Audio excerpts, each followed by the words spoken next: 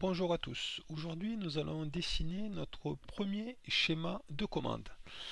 Alors, on va créer, avant de faire un schéma de commande, on va créer un folio de réserve. Voilà, des fois ça peut servir.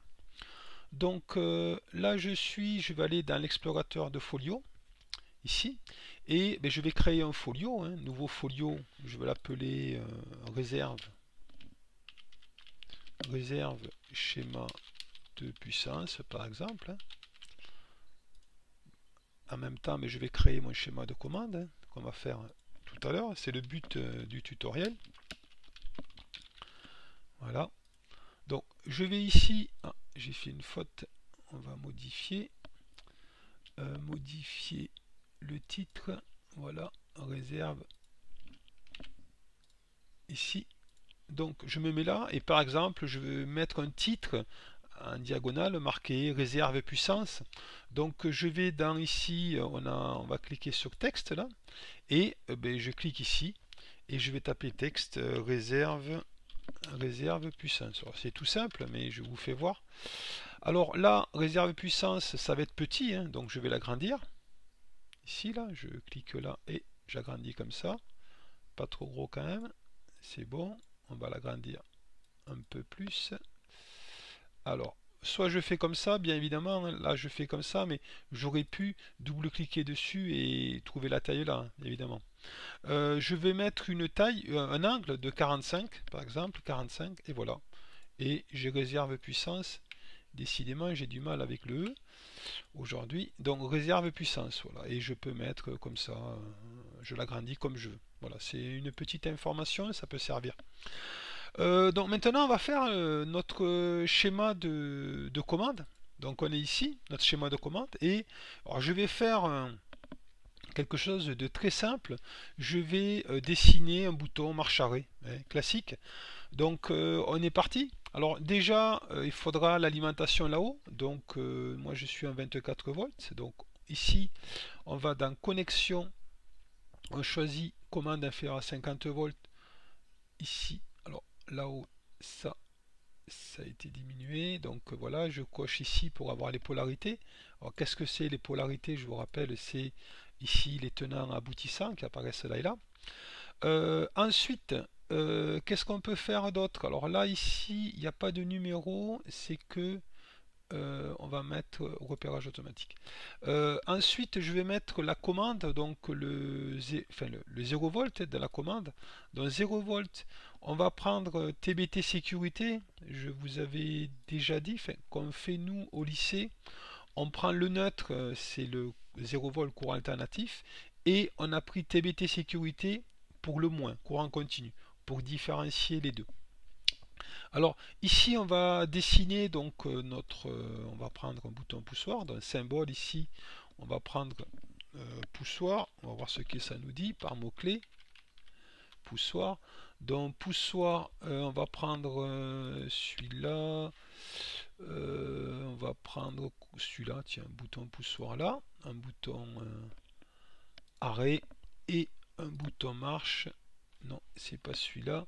Alors ici, si vous voyez, ça vous gêne là, parce qu'on voit les différents attributs. On fait un clic droit et afficher attribut, on décoche. Comme ça, on voit un petit peu mieux. Alors, c'est quand même, surtout avec la V5, c'est quand même mieux d'avoir deux écrans, parce que c'est vrai que au niveau recherche symbole, je trouve que c'est plus moins lisible que la V4. Bon, c'est à titre personnel. Donc, ça me paraît quasi obligatoire d'avoir deux écrans. Moi, si j'ai deux écrans, j'utilise un écran pour le schéma et un autre écran pour les symboles. Mais bon, c'est qu'une réflexion personnelle. Donc, on a le bouton S1, S2, voilà. Ensuite, on va mettre une bobine. Donc, on prend ici la bobine, bobine, bobine, voilà. Bobine, on va prendre une bobine classique. Alors, il faut faire attention, il y a une différence entre une bobine à relais et une bobine de contacteur. C'est pas référencé pareil. Donc ici, c'est pas une bobine à relais, c'est une bobine de contacteur. Donc on va chercher bobine Q, Q contacteur. Voilà, ici, ben, on prend la bobine là. Elles apparaissent là. Bobine contacteur. Contacteur de puissance, non. Elle est ici. Bon, c'est là. Bobine contacteur de puissance, elle est là. Voilà. Donc, on va tracer. Ben, après, on va prendre un contact. Donc, contact du contacteur de puissance. Donc, on va trouver ça quelque part. Un contact de commande, bien sûr, hein. Donc on va prendre, on va dessiner contact, on va prendre, taper contact. Alors là on apprécie d'avoir des favoris, hein. Contact, voilà, contact de contacteur, ici, je le trouve pas, contact WEF, non, NO, donc on est bien, voilà, contact, normalement ouvert, voilà. Donc on va dessiner les traits, hein. Donc on y va. Alors là, il n'y a pas besoin de choisir en fait. Je vais vous faire voir par exemple, enfin si, là il y a besoin de choisir, je dis des bêtises. En tout cas, ici de là à là, hein, je prends par exemple, volontairement, je prends une autre connexion, hein. Mettons je prends une commande supérieure à 50 volts, et de là à là, je fais le trait, il va me dessiner malgré tout le conducteur blanc, quoi. Il va pas me dessiner le conducteur de couleur rouge.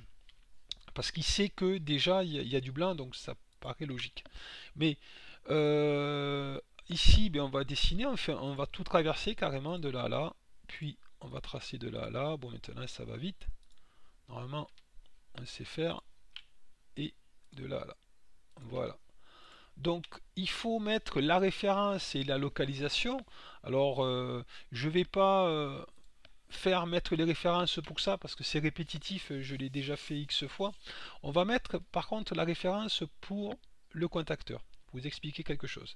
Donc mon contacteur c'est un contacteur de chez Schneider, donc c'est du localisation, c'est dans l'armoire et la référence c'est, alors on y va, LC1 LC1D09BD parce que c'est du 24 volts courant continu.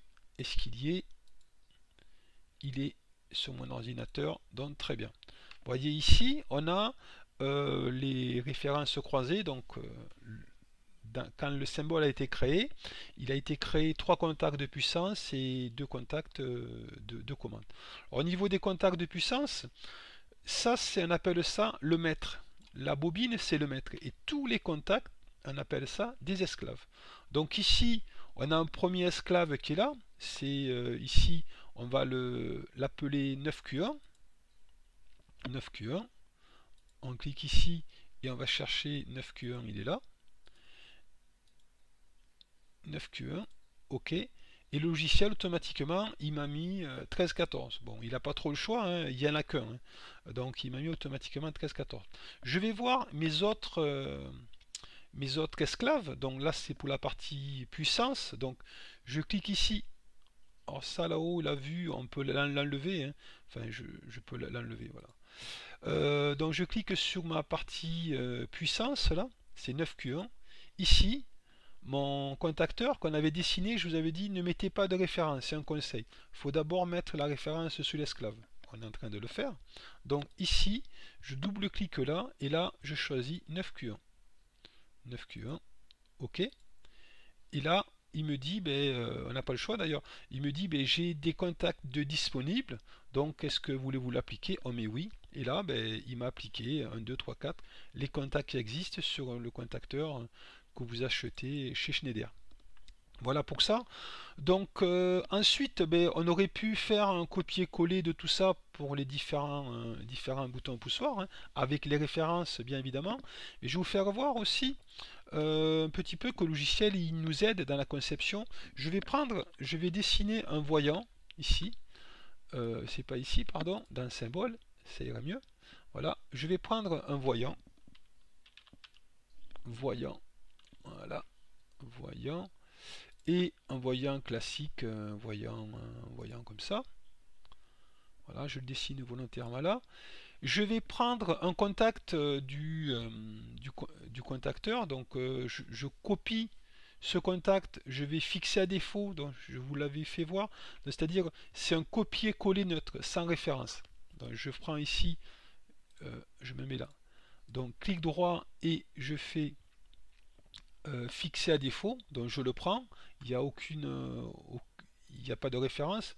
Bon, il n'y en avait pas avant, mais je vous refais voir quand même. Donc ici, je vais dessiner mon trait.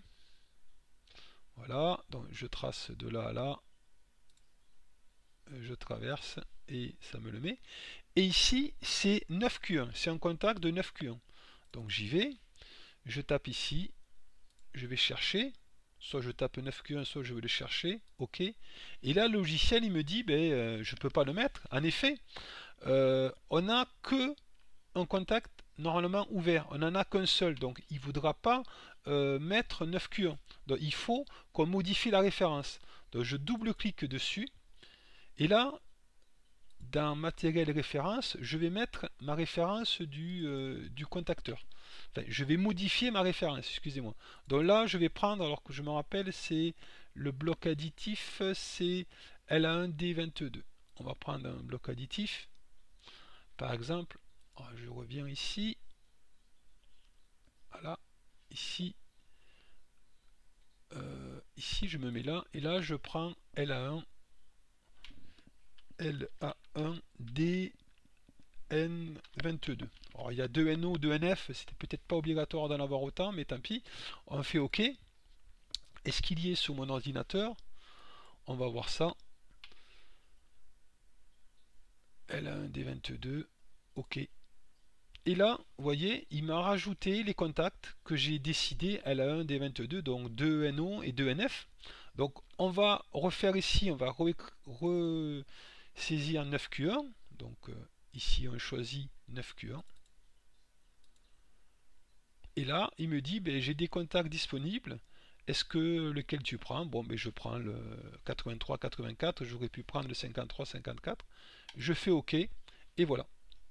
Il m'a mis... non, j'ai pris 53-54. Bon, j'ai pas vu, c'est pas grave. Donc en tout cas, voilà. Un petit peu, dessiner un petit schéma classique. Hein, bouton marche arrêt.